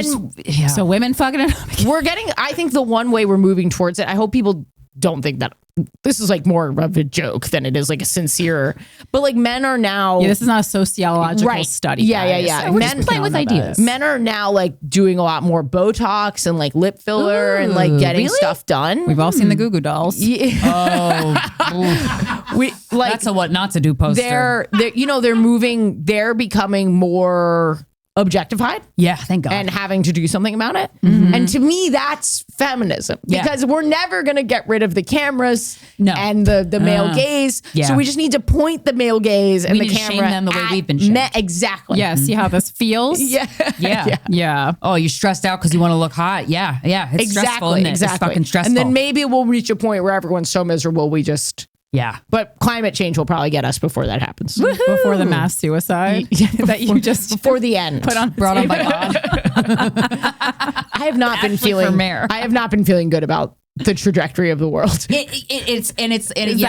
what you, because I was like, that's what I think about a lot, but it seemed like that you were living a simpler life over there. I think simpler than straight people, but like it's my heterosexuality that's giving me the existential crisis. Like, there's so many, you have to deal with so much more. Yeah, I feel like we're put up against like it's just disheartening sometimes. Straight dating sounds so much harder than gay dating. It does, and I think it is. Yeah, I've never. Yeah. I'd be suffocated either way, so it's fine. yeah, that's the issue. But I definitely worry about climate change a lot. And you know what? It's so easy to get sucked up into like the abysmalness of it all that I don't watch the news anymore because I'm like, wait, I don't have to. I was so politically active. Watch this. And like very up to date. You were. And I had to stop. Like, I just couldn't take it anymore. Well, also, stop contributing. I think I'm just no longer a good citizen. Okay, cool. But also you're taking care of yourself, so you actually are a good citizen because you also have a voice on a podcast. Yeah, and also just like now based on nothing. Based on just purely just hotness. Yeah, I vote on hotness. Yeah, I look up all of the candidates and I go based on who's. But that's why I'm worried about DeSantis winning over Trump because objectively hotter. Yeah, I would say. Do you think there's any chance that Trump is not the guy for the? I mean, I do. No, Really? I think DeSantis could be the guy for sure. That's also Florida's Florida's swinging its dick around. He hates happiness. Like he hates other people. no one pretends to hate gay people more than Ron DeSantis. Yeah. Which is It could not possibly be real. yeah. There's what did gay so people do to hateful, him? It's a caricature. Yeah, like he knows. The only people that are that deeply homophobic are closeted. I completely, there are people who say that's problematic, but I agree with you. But it's Why do you care so damn much? Yeah, if you hate a part of yourself, you're going to project that hatred onto somebody else because whatever your punching bag group of the day is. Maybe and there are it's people scientific almost. Maybe there are people joining in on the hate train, but like if you were to take it to its logical extreme, only the closeted gays are like doing it every day. Right. And wait, like what, putting in the work. Yes. why do people say that's problematic? Because it's like taking someone's like trauma of having to hide their sexuality. Yes, and I think there's multiple layers. Well, there's like the personal layer that everyone comes out in their own time and like it's a complicated issue. The second layer of it is that there are a lot of people who are homophobic and you're sort of blaming it on being gay. Do you see what I'm saying? Yes, and it's minimizing the experience of homophobia because plenty of homophobic people are not gay. Right. But I'm saying the all-stars, when you're like so the top homophobic, tier homophobic people. That's how you reach the heights. Yeah. You gotta, it's gotta be coming from the inside. The calls are coming from inside the house. Your career to taking away rights of gay people, something about, I'm like, there's no reason for you to care that much. Yeah. It is getting complicated though, because now people like homophobia is back in vogue somehow. Yes, homophobia and transphobia. It's made a huge Kid Rock. It's made a huge comeback. Bud Light. But because people are realizing it's going to be helpful for their careers, there's more. That's why I think Ron DeSantis is not actually internally. I'm sure Ron DeSantis doesn't actually hate gay people. He just knows that it's good for his career to have buzzy. I think they also know to some degree at the end of this makes me kind of sad to say, but at the end of the day, people are always going to vote with their wallet and they're never going to vote for their gay friends. So it's sort of like this cool, this quote unquote cool thing that politicians can do to hurt a very small minority group and really have it just pump up the base, their base voters, and not have a ramification on their like holding broader, exactly, not a big enough group or whatever. No Republican is going like, oh, taxes, gay people, you know, I care about those things equally. No, they care about the taxes. So it's like, it kind of sucks. Also, too, like definitely hurts my feelings. How do you feel about companies taking an aggressive stance to be aggressive? Maybe an aggressive not the right word, but like. Being LGBT, like when Pride Month rolls around, I'm not gay people, but I'm like, it feels like some you're just gay doing people. It I know. Some people hate it, but I'm okay with it. Whatever, like tokenization and exploitation you want to do of my community, I actually think it's better to have that woman walk into Walmart in Missouri during June and have to see the little the mugs and the T-shirts, and I actually think that's better for society than not. Like, I can see that. You know what I mean? Be more authentic about it. Like, check yourself, make sure you're donating to the right politicians, make sure you're donating to the right causes, make sure your gay employees have rights and yada, yada, yada. Please do all that. But also, I don't mind the stand in the front of the Walmart or the Target every June. I don't mind it. That's nice. But a lot of gay people hate capitalism. Capitalism kind of blows. And it is truly, we are living. I was saying to my girlfriend the other day, I was like, when foot pics become a commodity, right? When foot pics and OnlyFans, Bitcoin, when so many different forms of imaginary commodities are being, traded around, as like a real thing that moves the economy. The cabinet, it's not working. Something's broken. Right. That's not bread. No. That's not oil. Right.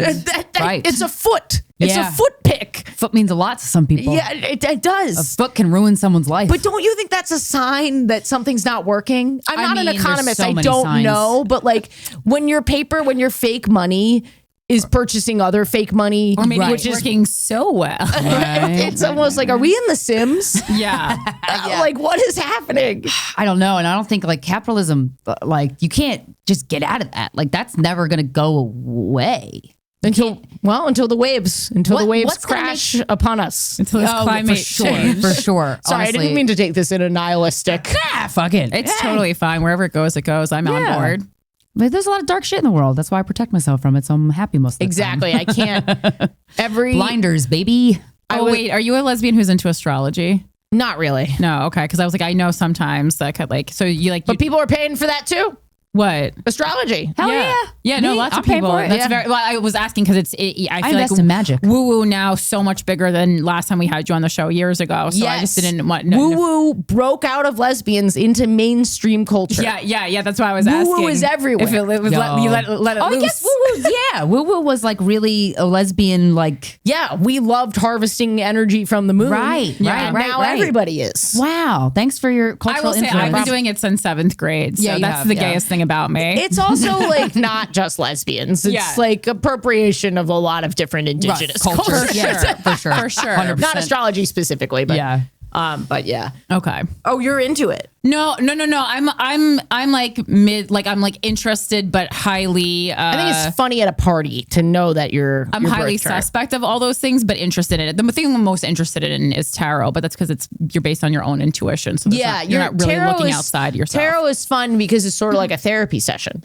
Yeah, with yourself. You're seeing like you're taking away your own reflections from looking at it. So you can read tarot? No, I cannot read it, but Okay. I've done it a few times. Does your girlfriend I have dabble? some friends. No. okay. She's even more. less woo woo than you. She's less woo woo than I'm the woo woo one. And, Oh, interesting. So not a lot of woo woo in your relationship. I'm a meditator, Okay. which I wouldn't even qualify as woo woo because there's That's- like so much neuroscience behind it. Yeah. That kind of thing. I have a lot of spirituality, but like for me, the spirituality is like through meditation, exercise, therapy, like that kind of stuff. Standing like in your own integrity. Yeah, connecting to my humanity. Yeah. Okay. And my nervous system. Your soul. Yeah. Bringing your soul forward. Yeah. As often as you can. That's what I'm into. Okay. Yeah, I That's get that. fair. I fucks with that. But if like a really attractive woman is like, you're a Scorpio and this, that, and the other thing, I'm like, oh my God, you're so right. love that you know love that about me. Yeah. And are you a Scorpio? Yeah, I'm a Scorpio. I'm a Sagittarius rising. Okay. And I'm a Libra moon. Oh, Libra know. moon, that's nice. Is it? Libra. Yeah, I feel like Libra is. I am biased, but I think it's like one of the most amazing signs. It's very balanced. When's your Very, like, birthday? September 29th. Okay. Yeah. So like Virgo cusp. I wouldn't even call it. I think it's like 5 days is enough Okay, to get away okay. from the Virgo because nothing about me is Virgo. If anything, I would say other part like my other majors are Aries and Pisces, and I would say that makes sense. Okay. Yeah. This is where if it's not astrology. about my specific science. Yeah, same. I I don't love know. it when it reveals things about me. Or Right, people yeah. I know Well, I the know thing- well. The I'm joke well is that. though, so I follow I do love an astrology meme account, but the thing is, okay, so They all say normally the same things. yeah, that's the thing. You look for your sign, but then you look at the other ones and you're like, you just said they the same thing. reuse them on a ton of signs, and Yeah. not that one thing can't be true for multiple signs, But, like, but it we really wanna takes feel away from it I agree. when that's revealed. I mean, Except for Scorpio though, because a Scorpio meme will be like, this bitch will kill you in your sleep, Yeah, skin you, and then hang you outside in her backyard to dry out. oh, is that to a like little bit leather about good- your will say, like I they're know another so mean to Scorpio. Scorpios. I know another Don't Scorpio. you think so? Scorpios are just I don't know how they are are treating Scorpios. Very I've never dated a intense. Scorpio either. They say we're very intense, very manipulative, secretive. That Yeah, kind like of thing. when you lock in on something, you're like mine. Like and you know. that's I like true.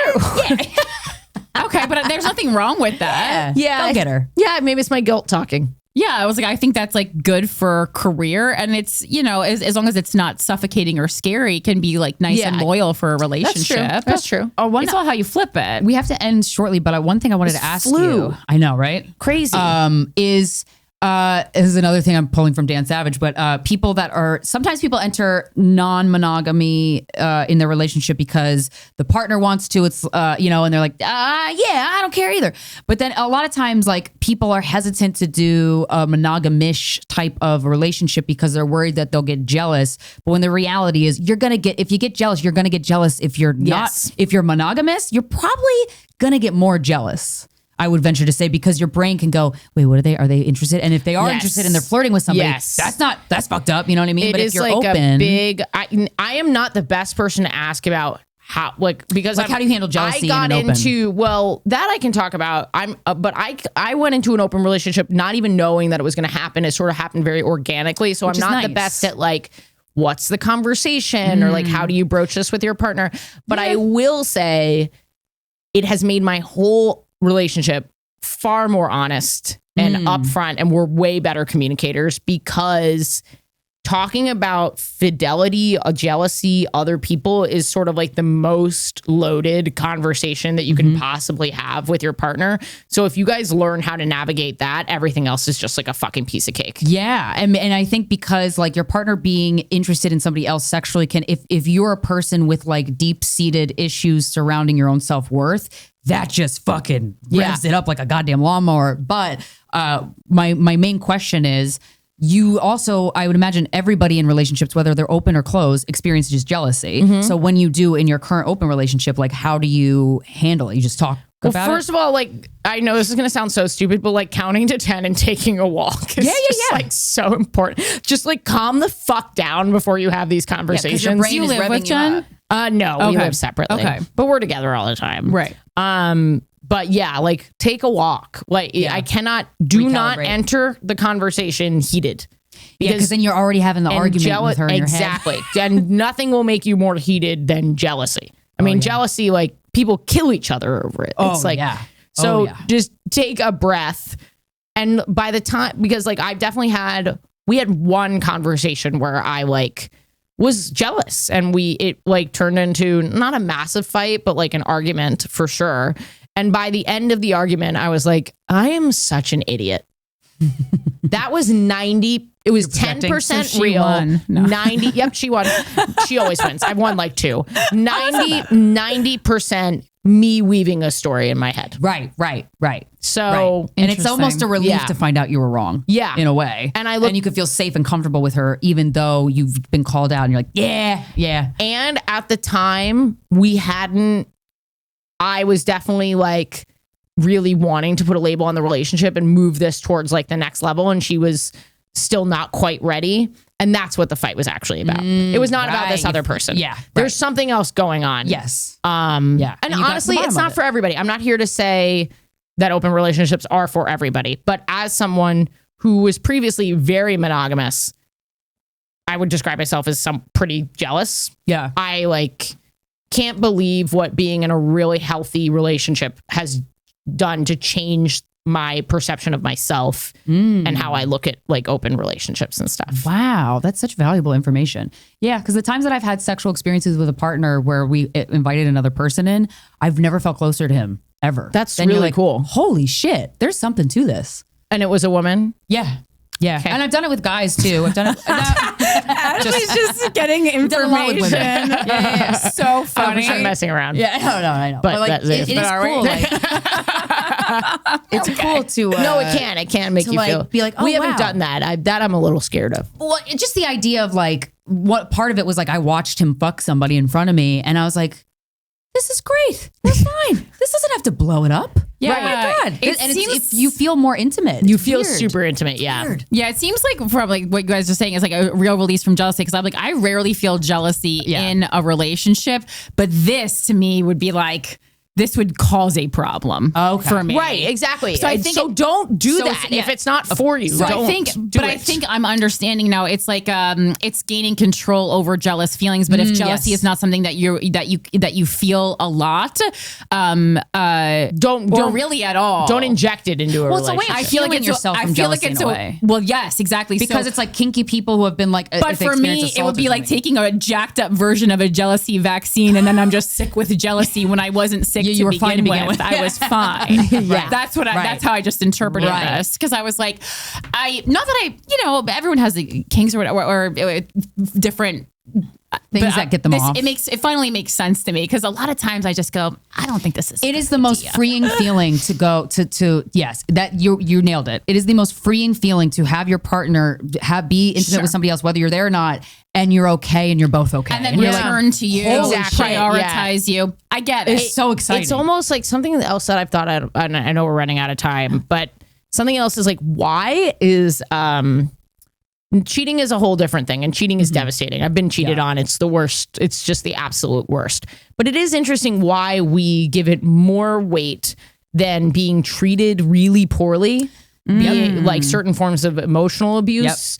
Why are the cheating is what crosses the line. It shouldn't be. Yeah, like why right. Will make you rageful in a way that being treated disrespectfully necessarily wouldn't. And it is interesting to look at all of the things that could happen in a relationship and deprioritize different, some are real betrayals. Yeah. But to just say like all of these things matter. I think why does this one thing matter more than anything else? I think it's projection. I think that if there's a lot of stuff wrong in the relationship and the person cheats on you, you can say it's the cheating. Yes. But you can guilt free go fuck you mother or whatever you want to say. Yeah, it takes it off of you a little bit. You're free to be mad at this person. Yeah. Whereas maybe other things were more gray.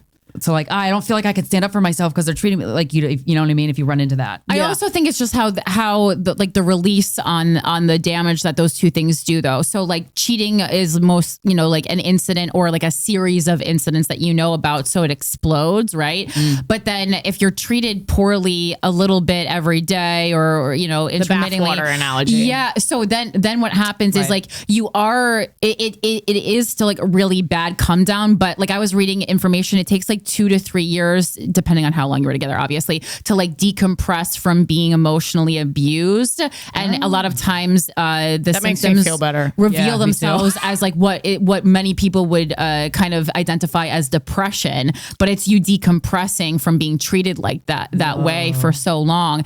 And so it's like, I think there's still really negative ramifications, but the ones from being emotionally abused are like more personal and private, and you're experiencing them like within, whereas cheating is like you can tell people like this is exactly what happened. Yes. And, Yes. It's like a little more clear. It's so black and white. Yes. Yeah. Yes. Or it feels like finally. it is. Yeah. You know what I like about podcasting with you guys? You really know things. We talk about we read a lot of information. Such a you presented with ideas and thoughts that we agree really with like are very knowledgeable. Thanks. It's really cool to watch. I think we generally are interested in the subject matter. Yeah. And so I and why follow we a lot tick of stuff the way we tick. Right. I'm just human behavior is fascinating to me, and everybody's story. Like the best knowledge that we have on planet Earth are other people's stories. Yes. Yeah.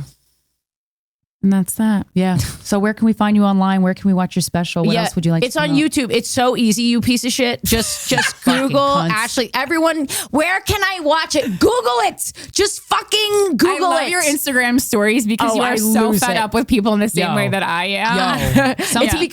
It's become a shtick. Yeah. But my name's Ashley Gavin. I have a comedy special out. I'm really happy about the way it's being perceived. I think you're really going to like, I finally am proud of it. Yay! I think you're going to really like it. Congratulations. That's great. That's awesome. Yeah. And it's for everybody. Okay. I know you're straight, whatever.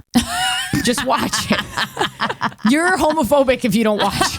There we go. Nice. We fucking nailed it. Thank you so much, Ashley. Thanks Amazing for having me. See you again. This has been Guys We Fcked, the anti-slut shaming podcast. We'll talk to you next Friday. Yay. So funny. What are these? Oh, these are cards. Yeah.